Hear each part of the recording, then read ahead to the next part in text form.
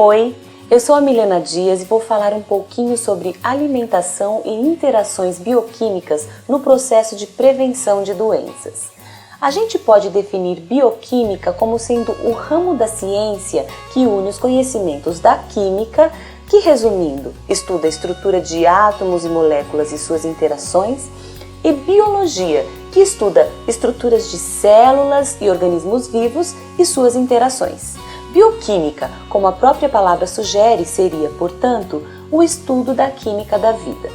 Então, bioquimicamente falando, podem ocorrer interações entre alimentos que a gente consome da mesma forma que acontecem interações entre medicamentos e medicamentos, medicamentos e alimentos e etc. Todo mundo sabe que o nosso organismo se aproveita dos alimentos que consumimos para se manter vivo. No entanto, quando você come um determinado alimento, esse alimento precisa passar por todo um processo para que possa ser absorvido. Por exemplo, se você come uma maçã, essa maçã vai ser mastigada, vai ser processada pelo seu sistema de digestão para que os nutrientes que estão dentro dela possam ser aproveitados pelo organismo.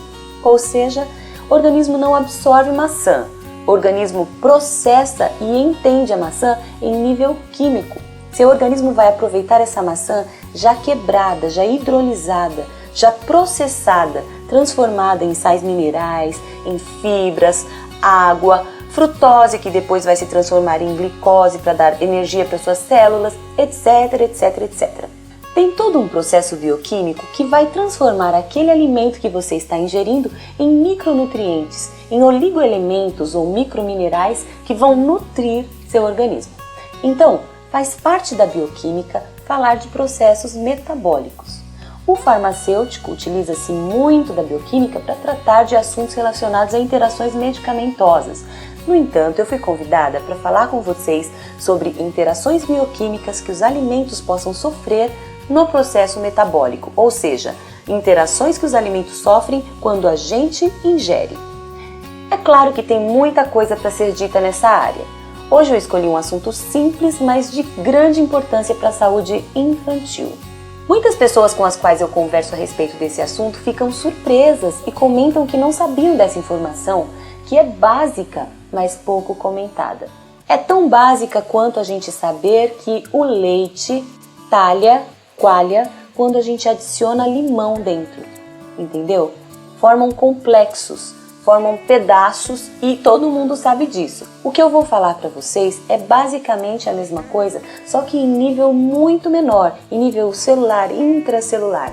Eu vou falar de anemia ferropriva e como se pode evitá-la através de simples alterações na alimentação diária.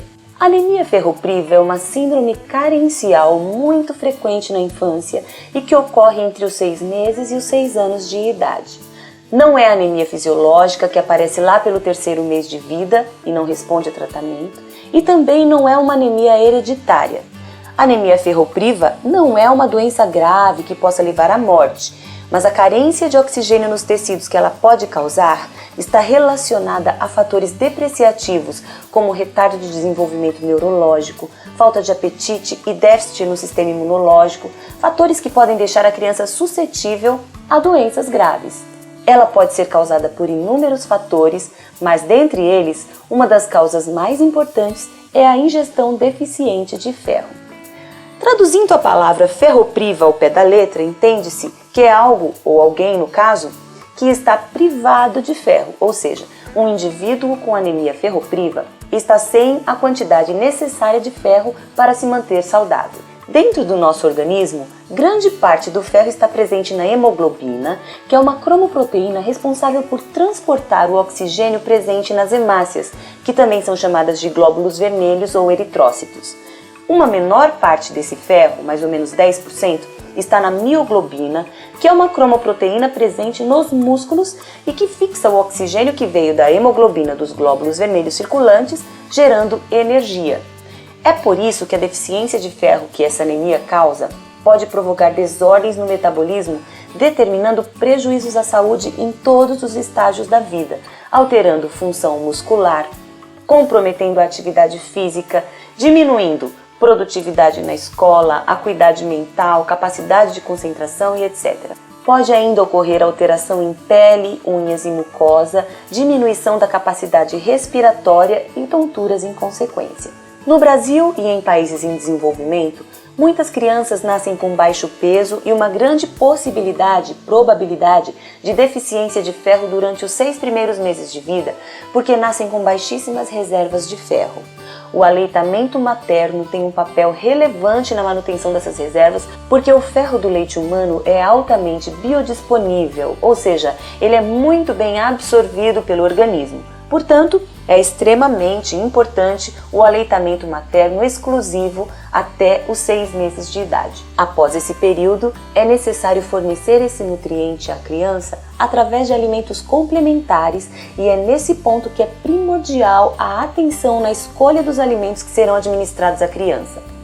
Para que o ferro seja corretamente absorvido, deve-se tomar cuidado com a interação que pode ocorrer entre o ferro fornecido pelo alimento e os outros constituintes provenientes da dieta, pois alguns alimentos podem auxiliar na absorção desse mineral e outros podem bloquear a absorção ou diminuí-la. A vitamina C é um excelente fator facilitador de absorção do ferro.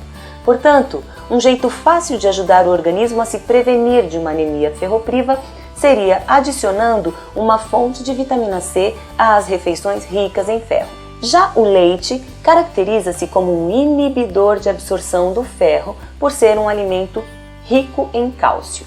Quimicamente falando, sais de cálcio, quando entram em contato com o ferro, causam uma precipitação, formam um complexo insolúvel, ou seja, formam moléculas grandes que não conseguem passar através de poros de membranas.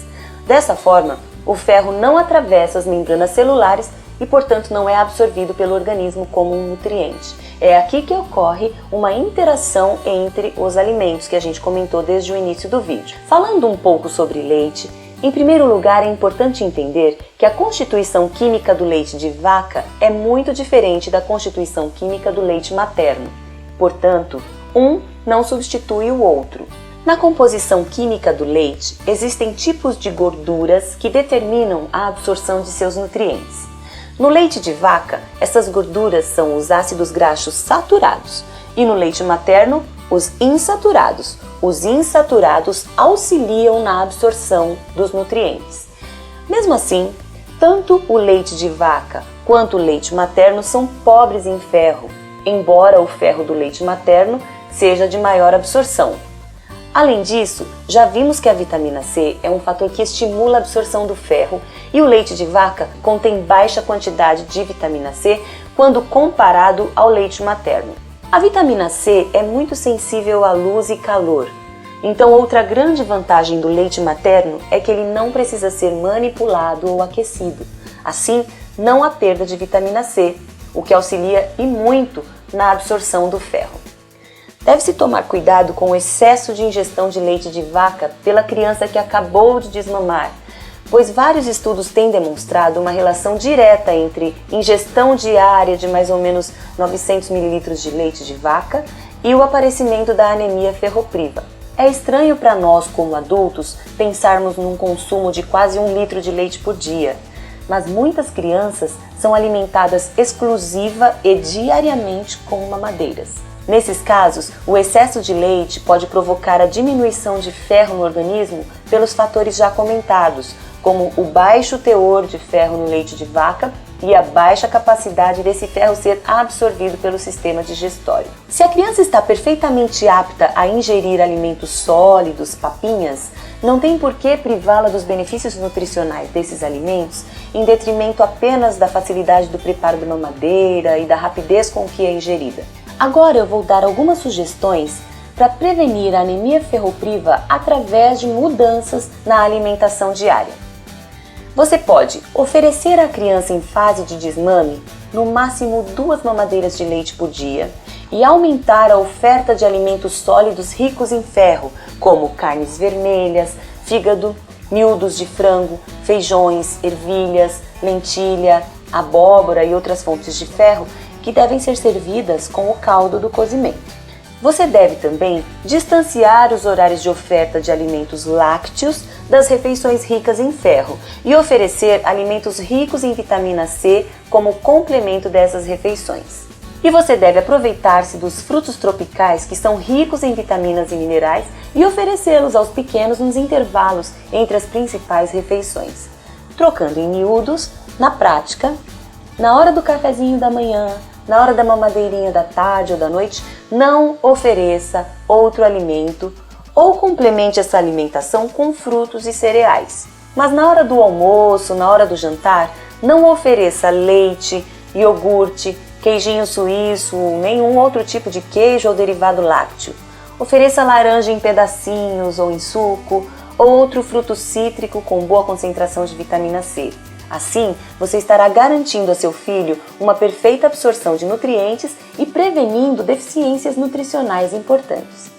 Se a criança já tem anemia ferropriva, além do tratamento medicamentoso, você deve conversar com o médico e introduzir essas alterações alimentares para que vocês tenham sucesso no tratamento. Espero que vocês tenham gostado e que essas informações tenham sido importantes para vocês em algum nível. Espero que tenha dado para entender melhor a questão dessa compatibilidade ou incompatibilidade entre os nutrientes, entre os alimentos que a gente come, e que a gente possa se encontrar em breve.